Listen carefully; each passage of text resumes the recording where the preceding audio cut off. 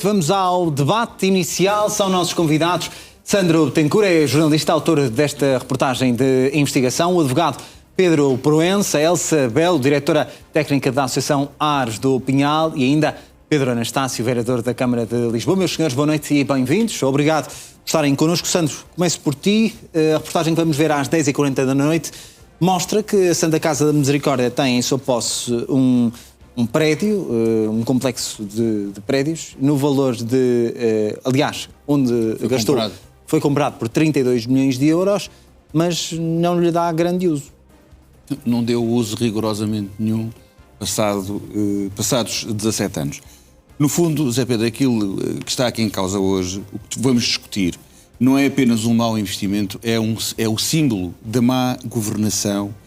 A Santa Casa compra um edifício por 30 milhões de euros, edifício esse que tinha custado 6 meses antes 18 milhões de euros. Até hoje, como te disse, não houve qualquer tipo de utilização do edifício.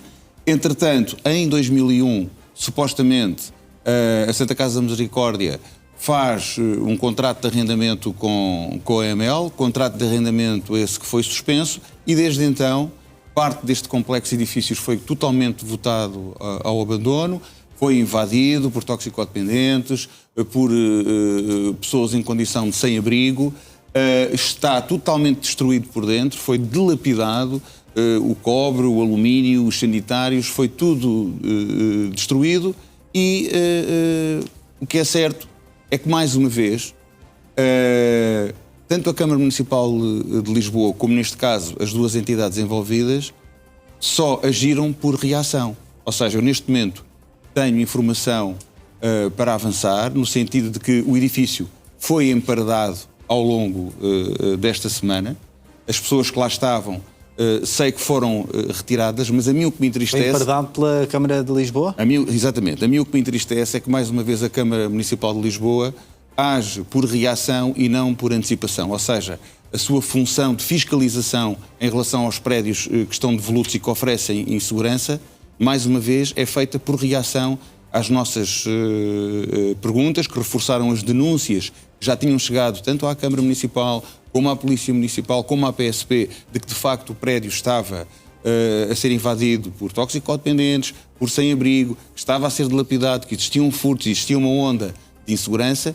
E é lamentável que, mais uma vez, eu quero agradecer a presença, obviamente, do Pedro Anastácio, que é vereador da Câmara Municipal do PS, mas quem deveria aqui estar, quem tem responsabilidades diretas sobre o urbanismo, não está, mais uma vez, neste debate para explicar o porquê de que, ao longo de todos estes anos, não foi feito um trabalho de fiscalização e não foi dado o apoio social devido às pessoas que estavam neste edifício. Porque, no fundo, as pessoas que ocupam este espaço são pessoas vulneráveis, que encontraram ali uma porta aberta para satisfazer as suas necessidades, certo? Aliás, e é por isso que temos também no nosso painel de hoje a Elsa Belo, que é a diretora técnica da Associação Ares do Pinhal. Elsa, obrigado por estar connosco também esta noite. Obrigada pelo Elsa, convite. que, de resto, nesta reportagem, o Sandro, aliás, na reportagem que vamos ver a partir das 10h40 da noite, há várias histórias destas pessoas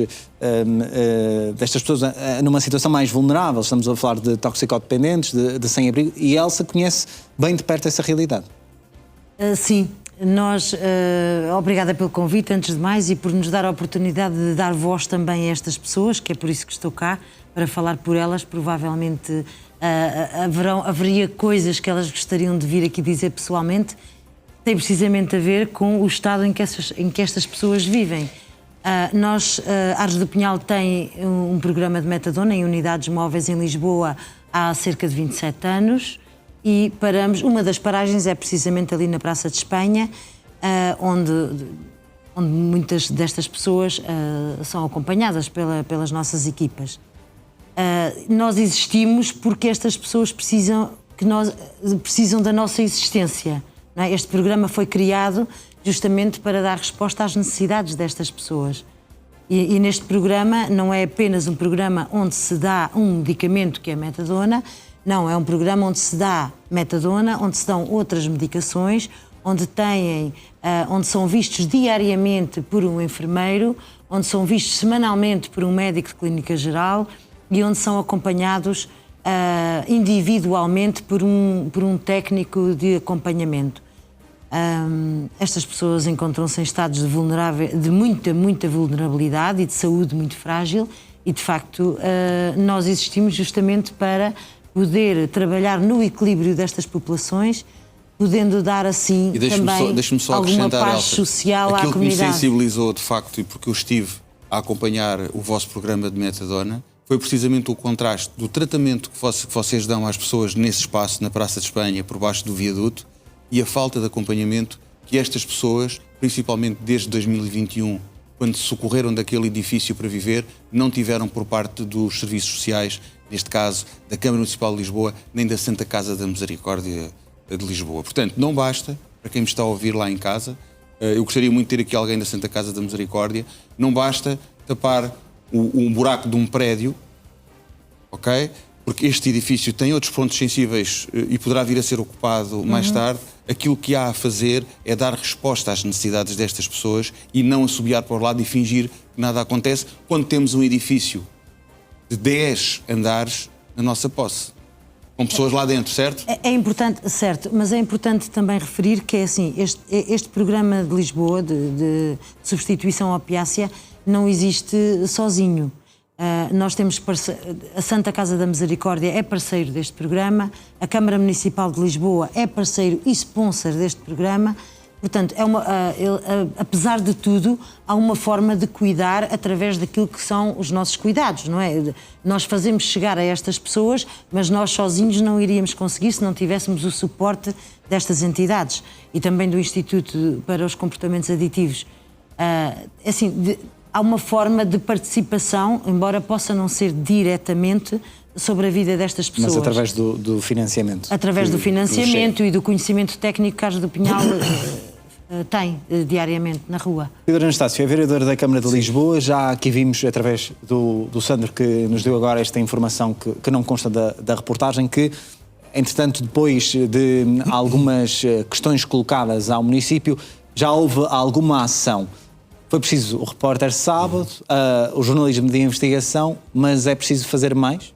Bom, primeiro que tudo, boa noite a todos, cumprimentar todos os colegas do painel. Eu, tal como o Sandro referiu, sou vereador da Câmara sem pelouros, numa posição de fiscalizar quem governa. E também tive conhecimento deste caso que não tinha, aliás, é um sítio em que passo inúmeras vezes e nunca me tinha deparado com esta situação. E respondendo diretamente à sua pergunta, claro que é preciso fazer muito mais. Aliás, esta ação é um pouco é tapar, esconder o problema, é algo que esta governação da Câmara de Lisboa tem feito noutros assuntos. E eu acho que é preciso fazer mais porque estamos perante uma situação de perigo iminente. Vemos que está, pelo aquilo que podemos assistir, uma situação de incêndio iminente, que pode haver ceder partes do edifício e isso naturalmente obriga e coloca no município de Lisboa a responsabilidade de atuar. E eu também lamento muito que a Câmara Municipal de Lisboa, neste caso estou cá com o maior gosto, mas naturalmente também como cidadão gostaria que estivesse cá alguém como o vereador com pelouros, o próprio Presidente, para responder, que diz que terá o património para responder sobre esta situação. E evidente que a Câmara pode fazer mais. Por exemplo, a Câmara, se vir que há uma situação de perigo iminente para pessoas e bens, pode, por exemplo, ordenar obras coercivas. E depois, quer dizer, nós temos todos uma incredulidade a olhar para isto. Estamos numa zona premium da cidade, temos uma inúmera falta de casas para as pessoas morarem, vemos um edifício que podia ter essa potencialidade e depois vemos uma gestão patrimonial que, de forma incompreensível, tem um edifício ao abandono desde 2021. E depois mais uma razão para a Câmara estar cá é pelo aquilo que foi relatado aqui também pelo Sandro, é porque é dito que a EML também terá um contrato de promessa que está numa situação que não se resolve desde 2021. Esse era mais um motivo para a Câmara, mesmo sendo um prédio que é da Santa Casa da Misericórdia de Lisboa, mostrar que é parte na solução e que tem ideias para esse edifício e que vai atuar imediatamente para garantir a salvaguarda de pessoas e bens. Era isso que era exigível à Câmara Municipal de Lisboa, era isso que também era exigível que tivesse uma palavra na definição do que é a solução, porque eu recordo que se houver um plano, por exemplo, de venda da Santa Casa, a Câmara Municipal de Lisboa tem o direito de preferência, ou seja, é bom que a Câmara Municipal de Lisboa Pedro, aquilo tenha uma perspectiva... Aquilo que é incompreensível é que como é que a Câmara Municipal de Lisboa tem a capacidade de emparedar o edifício em conjunto com os proprietários em 2 dias E no espaço de 4 anos não consegue fazer nada. E depois outra coisa... Como é que se justifica isto? É completamente incompreensível. Mostra uma gestão patrimonial que não é credível, que as pessoas não podem acreditar. E depois, eu também sei, é verdade, que isto também mostra, na questão da toxicodependência, da política de sem-abrigo, uma cidade a falhar. É verdade que a Câmara é sponsor disto, mas eu também já tive vários contactos com outras organizações e quero também destacar o vosso trabalho, porque conheço e sei que fazem um trabalho muito relevante para a nossa comunidade, mas que existem muitas vezes apoios para vocês realizarem esse programa que chegam tarde e já numa situação em que vocês ficam com dificuldade de atuar porque não têm esse financiamento. E esse é outro aspecto que também a Câmara falha. E nós precisamos, mesmo na questão da toxicodependência, de implementar uma política de redução de danos eficaz, humanista e que dê resposta outra das questões aos desafios da nossa cidade. Trata também esta reportagem, Sandra, mas eu queria, e aproveitando também aqui o que disse o Pedro Anastácio, esta questão relativa à EML, porque agora, depois da reportagem de investigação, percebemos que há a Santa Casa da Misericórdia, que efetivamente é a dona deste edifício há vários anos, mas entra aqui também a EML. De que forma? A EML, tal como, e eu chego a dizer isso na reportagem, a EML em 2021 celebra um contrato de arrendamento com a Santa Casa da Misericórdia. Mas, por razões que a mim não me foram explicadas, entenderam que não existiam as condições devidas para se avançar com o contrato de arrendamento. A mim parece-me claramente... Mas o contrato foi feito e depois foi suspenso? Foi suspenso. Parece-me claramente que a EML, quando olhou para aquele edifício onde queria ter a sua sede, viu o edifício totalmente destruído e percebeu que claramente teria que gastar muito mais dinheiro daquilo que era previsto. E desde então... Entretanto, então, o que é que a Santa Casa neste momento está a tirar as responsabilidades para a EML? Exatamente. Ou seja, e a EML escuda-se na Santa Casa? Foram essas as respostas que me deram. De um lado para o outro. Exatamente, mas o Pedro Proença poderá explicar este diferente da melhor forma. Este foi um caso que parece que é como diz o ditado popular, que começou torto e será difícil de endireitar-se, porque estamos a falar de um negócio que levanta algumas questões, que foi realizado pela Santa Casa da Misericórdia já em 2008, 17 anos. O prédio foi comprado por um empresário por 18 milhões de euros, vendido 6 meses mais tarde por 32 milhões de euros. Entretanto, depois Pedro Santana Lopes, quando foi provedor da Santa Casa, ordenou um inquérito. Desse inquérito não resultaram questões criminais, mas há aqui algumas questões que ficaram sempre por responder. Obviamente que sim. Boa noite, Zé Pedro. Boa noite aos restantes membros do painel. Bem, eu diria que comprar por 16 e vender por 18 e vender por 32 num curto espaço de meses é de facto um negócio absolutamente fantástico. Para dizer o seguinte, ao que parece, há ainda uma negociação em curso relativamente à rescisão, aos termos de rescisão deste contrato de arrendamento. Aliás, será esse impasse que está a impedir inclusivamente a hipótese de alienação deste imóvel a terceiros. Agora, basicamente aquilo que eu preciso dizer, antes de mais, é o seguinte, é que custa-me imenso que a Câmara Municipal de Lisboa não entenda e não perceba que este debate não é sobre partidos, é sobre Lisboa. O que está aqui em causa basicamente é a cidade. E, portanto, este silêncio da Câmara Municipal, esta ausência de participação, revela, na minha ótica, um menor respeito por Lisboa, pela cidade de Lisboa. E tenho muita pena que a Câmara Municipal de Lisboa esteja a fingir, neste caso, que é uma mera espectadora. A Câmara de Lisboa não é uma mera espectadora neste caso. Aliás, e como o Pedro disse há pouco e bem, existe aqui ainda um vínculo contratual com uma empresa que é detida a 100% pela Câmara Municipal de Lisboa. E, portanto, a Câmara Municipal de Lisboa não pode, obviamente, negar responsabilidades, nem sequer pode dar o ar de desinteresse que está a dar quando nem sequer comparece aqui para dar uma explicação que era aceitável ou não relativamente a este desastre que representa este edifício. Portanto, no plano jurídico, isto também revela o quê? Concretamente, um desastre total em termos de gestão. Gestão quer da Santa Casa da Misericórdia, quer da parte da própria EML, porque custa-me acreditar, muito sinceramente, que a EML tenha aceito fazer um contrato de arrendamento sem ter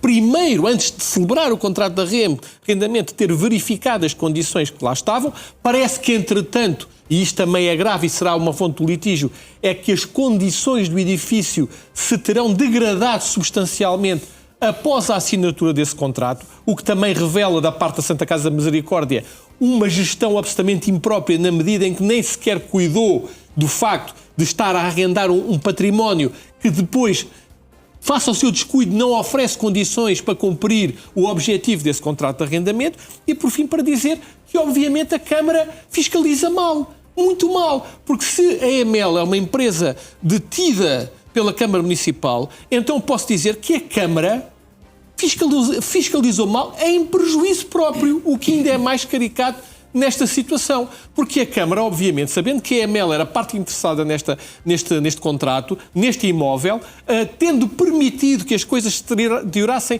a tal forma, a ponto de comprometer a posição jurídica da própria empresa participada pela Câmara na concretização deste negócio, revela o quê? Um desastre absoluto em termos do seu cumprimento, de obrigações enquanto titular de competências na gestão urbanística, que era ter fiscalizado e ajudado a EML a perceber exatamente aquilo que estava a contratar. Portanto, o que é que eu posso dizer a isto? Este edifício, na minha ótica, é e transformou-se num monumento à incompetência de várias partes. Até porque estamos a falar, já passaram vários provedores pela Santa Casa desde este, pelo menos 4 provedores. 4 ou 5 provedores. 4 provedores já passaram. Desde o Rui Cunha.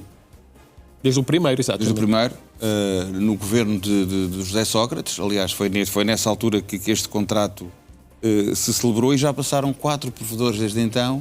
E existem, Zé Pedro, muitas perguntas sem resposta. Eu tive o cuidado aqui de as escrever.